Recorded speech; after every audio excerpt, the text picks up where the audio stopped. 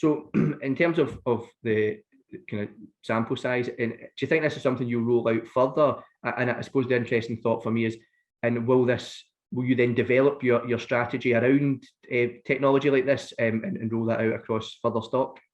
Yeah, I think long term we have a strategy to put more technology into our homes to better understand sort of customers and how they're interacting with the property. So from next year, we do have a strategy to increase our investment in this field.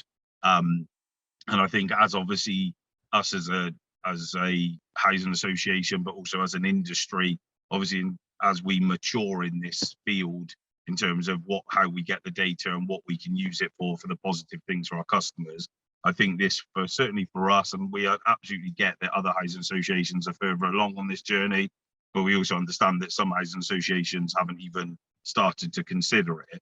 So I think one of the joys I've always found about working in social housing is ultimately we're all in this together. We're all ultimately trying to provide the best service and the best quality homes to our customers. So that in that side of it, there is no competition element.